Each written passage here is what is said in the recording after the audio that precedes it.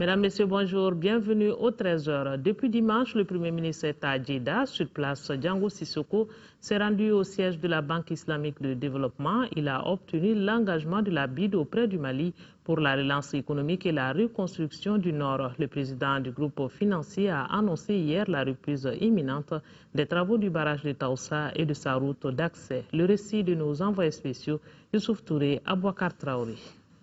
Plus qu'un partenaire, c'est un membre important de la famille de la Oumma islamique que le président de la Banque islamique de développement a accueilli le Premier ministre du Mali.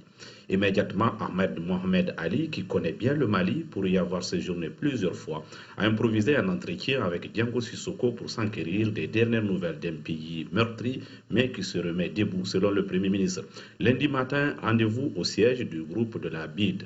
Toujours à l'accueil, l'emblématique président, 79 ans, mais bien loin encore de ménager ses efforts, surtout quand il s'agit du Mali, un pays qu'il porte dans son cœur de ses propres aveux. Après avoir fait connaissance, les délégations maliennes et de la Banque islamique de développement ont passé en revue le portefeuille de coopération. Ensuite, le Premier ministre Django Sissoko a dévoilé le contenu des doléances du Mali auprès de la BID pour relancer l'économie et reconstruire le tissu économique et social fortement laminé par la guerre. Le Mali a donc besoin de financement pour booster l'agriculture, étoffer les infrastructures et pour reprendre les chantiers bloqués ou dégradés au nord et au sud. Des requêtes jugées très bienvenues par le président du groupe de la Banque islamique de développement. Ces projets-là, comme il a bien souligné, c'est des priorités pour le Mali, mais également des priorités pour la Banque islamique de développement. Nous avons parlé également de la route transsaharienne. Et effectivement, cette route-là est très importante pour toute l'Afrique, surtout en ce qui concerne la connectivité entre l'Afrique du Sud du Sahara et le Nord, à travers l'Algérie. De réponses spontanées, idoines saluées par le Premier ministre. Il ne tarit pas d'éloges à l'égard du partenaire financier stratégique et sûr qu'est devenu la BID au fil des ans. J'ai parlé avec les dirigeants de la BID de nos besoins de développement dans le secteur de l'agriculture, de l'énergie et de l'éducation et du développement du secteur privé, notamment. Et la BID s'est engagée à considérer comme prioritaire, elle aussi, tous ces projets, tous les projets de développement que nous avons dans ce secteur. Elle s'est surtout engagée à mobiliser arabes, d'institutions arabes, pour prendre en charge de nombreuses préoccupations puis être prises en charge par la conférence de Bruxelles. Je crois que ça, c'est un acquis, c'est un résultat majeur de cette vie constatée que nous avons les mêmes priorités que la BID dans le domaine du développement. Outre l'engagement de la BID auprès du Mali, le Premier ministre a sollicité l'institution financière pour tirer une bonne moisson à la prochaine conférence des donateurs du Mali à Bruxelles. Et ici à Bamako, s'est ouverte hier la première session ordinaire 2013 du Haut Conseil des collectivités qui permettra à l'institution de renouveler son bureau et de se prononcer sur certains textes qui lui ont été soumis par le gouvernement. Déjà à la cérémonie d'ouverture, le discours du président du Haut Conseil a été marqué par certaines questions de l'heure comme les élections de juillet prochain, la commission dialogue et réconciliation ainsi que l'avenir de la décentralisation au Mali. Le compte rendu, c'est avec Modibo Mariko. C'est parti pour un mois d'activité intense au Haut. L'événement, en attendant, aura été le discours d'ouverture du président qui n'aura rien occulté de la crise qui traverse notre pays. De la mise en place de la commission dialogue et réconciliation aux élections de juillet, en passant par l'avenir de la décentralisation, tout y passe.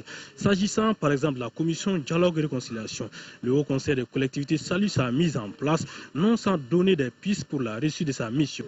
La commission dialogue et réconciliation gagnerait à insérer dans son dispositif les chefferies traditionnelles, les communicateurs attitrés dépositaires des us et coutumes. Ces acteurs, au regard de la légitimité qu'ils incarnent, sont censés identifier les vrais interlocuteurs et ménager les terreaux fertiles pour un dialogue constructif et responsable.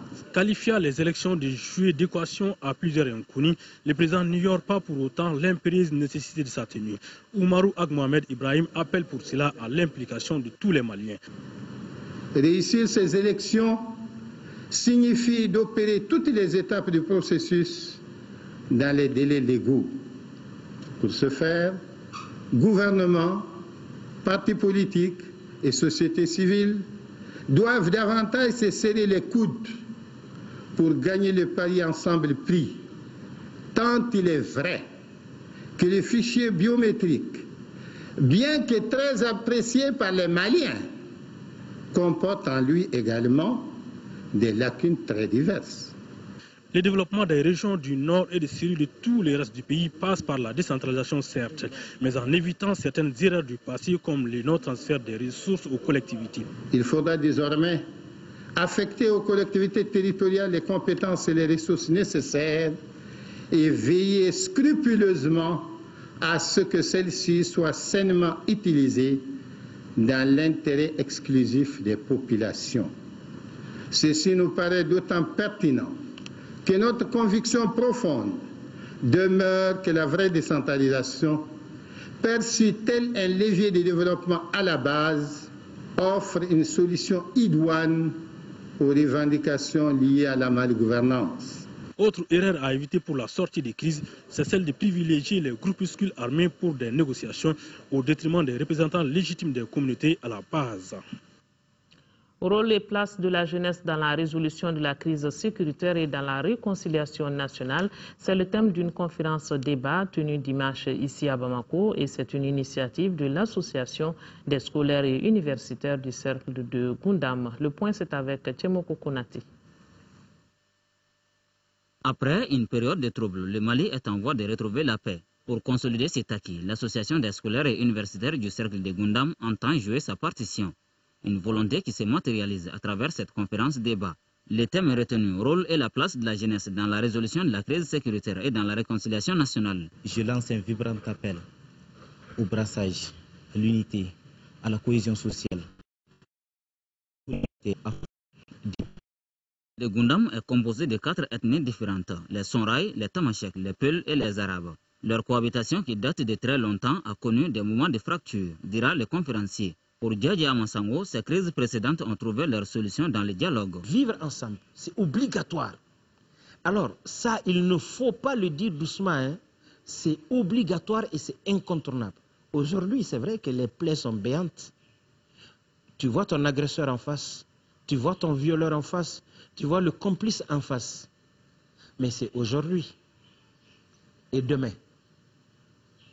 Si tu les tues tous, est-ce que tu as réglé le problème?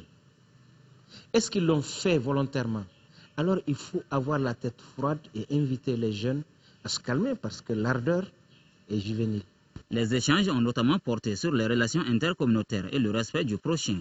Les invités ont salué cette initiative qui, selon eux, dénote d'une prise de conscience de la part de la jeunesse. Journée d'échange de l'AMDH à Sikasso, ces assises proposent de soumettre les accords concernant le Nord à un référendum et trouver des moyens d'identification des Touaregs arabes maliens. La rencontre s'inscrit dans le cadre de la promotion et de la protection des droits humains dans le contexte de la crise actuelle à Sikasso. Les précisions de Fatoumata Diallo. C'est par une conférence débat sur le thème promotion et protection des droits humains dans le contexte de la crise actuelle au Mali que l'Association malienne des droits de l'homme AMDH a donné à Sikasso le ton des activités de médiation et de conciliation entre les acteurs de la crise. D'où la nécessité absolue pour l'AMDH de cette rencontre pour créer non seulement un cadre d'échange et de réflexion entre les différents acteurs, mais aussi pour l'amélioration des conditions de détention pénitentiaire. Il y a la visite des prisons et les autres lieux de détention des gendarmeries et des commissariats de police. Maintenant, il y aura une visite au niveau de tous les cercles de la région. Nous pouvons nous vanter d'avoir déjà capitalisé un grand nombre de recommandations et de suggestions. Recommandations au nombre desquelles on peut citer la restauration de l'autorité de l'État, la soumission des accords concernant le Nord à un référendum, les moyens d'identification des Touaregs et Arabes maliens. Une initiative d'ailleurs appréciée par le conseiller du gouverneur. Est-il besoin de rappeler que depuis la création de cette association, elle s'est toujours trouvée en première ligne dans la recherche de solutions chaque fois que notre pays est confronté à une crise majeure. L'Association malienne des droits de l'homme s'est impliquée aussi dans la gestion des crises scolaires et récurrentes qui se sont attaquées au fondement de la jeune démocratie et plus tard dans beaucoup d'autres conflits nationaux ou internationaux où elle a fait de bons résultats. Une opportunité pour l'AMDH d'avoir une pensée pieuse pour leurs compagnons et les soldats tombés sur le champ d'honneur. Même activité à Kaye, c'est le conseil régional de Kaye qui a abrité une journée de réflexion sur la situation sécuritaire et politique au Mali, une initiative de l'association malienne des droits de l'homme AMDH. Les participants ont mis l'accent sur le respect des droits humains par la société civile et les forces armées. Le reportage de Mahamadi Alioubari. L'AMDH, l'association malienne des droits de l'homme, a pour mission de diffuser et promouvoir l'idéal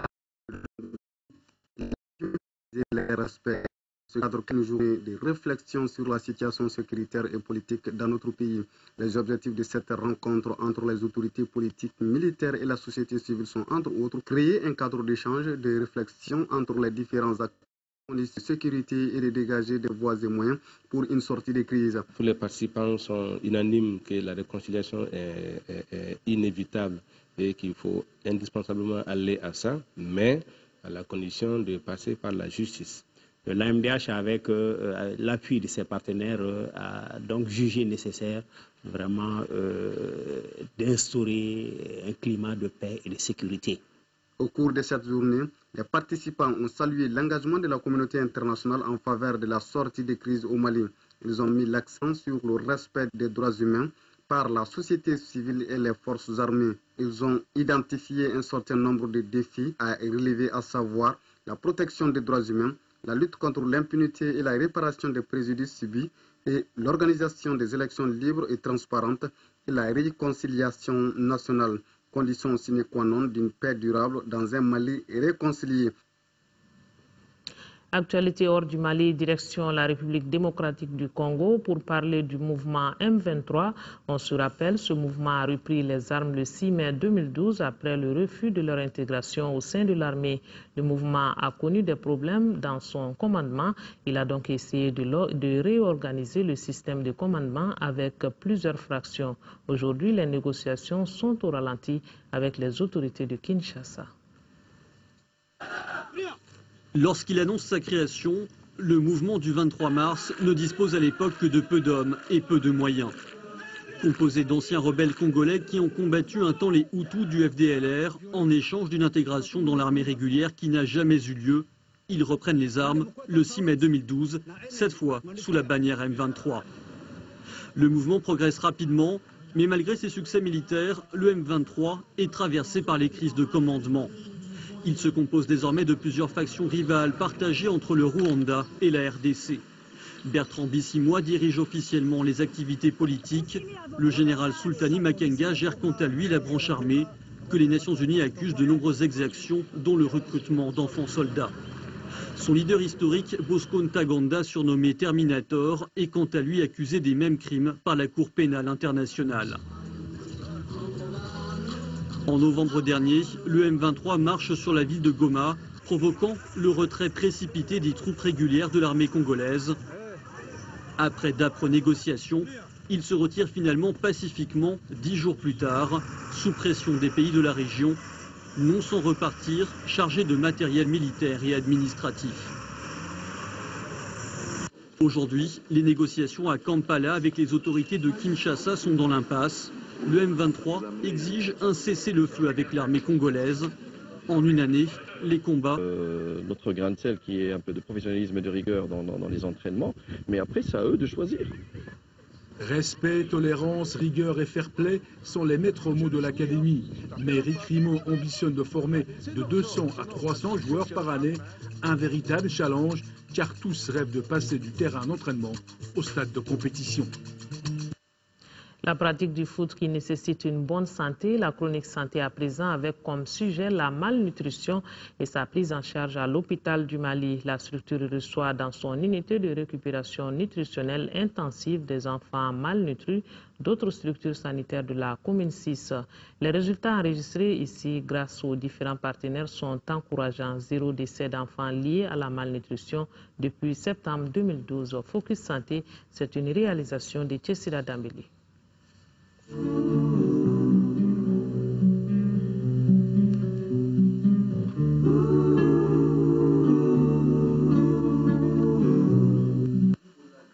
En service de pédiatrie de l'hôpital du Mali, la vigilance s'est accrue autour des enfants souffrant de malnutrition. La convergence des partenaires comme l'UNICEF, le PAM et qu'on l'a fait renforce les efforts du ministère de la Santé.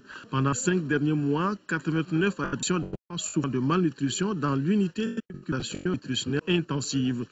Ici, on est conscient que la malnutrition est un problème sérieux aux diverses causes. Les causes de malnutrition chez les enfants, elles sont d'ordre multiple. Il y a les enfants de soi, de naissance. Il y a des bébés qui ont la lactation faible ou inexistante même. Et puis les restrictions alimentaires, puis les manques de vitamines A ou de zinc. La pauvreté aussi joue dans le contexte malien et en général dans les pays en voie de développement. C'est la pauvreté qui est la principale cause même. Et la méconnaissance de ce qu'un enfant va prendre comme aliment et à quel âge. La malnutrition mais ce qui préoccupe le plus, c'est la sous-alimentation chez les enfants, puisque quand ceux-ci sont malnutris, ils sont exposés à plus de problèmes de santé. Selon l'Organisation mondiale de la santé, la malnutrition intervient dans plus de la moitié des décès d'enfants qui ne sortent pas de l'hôpital. Mais l'arbre ne devrait pas cacher la forêt. Les ressources humaines sont disponibles, les intrants aussi pour la prise en charge, mais les pédiatres aimeraient bien ne pas hospitaliser les malnutris avec complications avec les autres enfants. Une séparation qui reste une grande aspiration chez les chargés de lutte contre la malnutrition dans la plupart des urénies du Mali.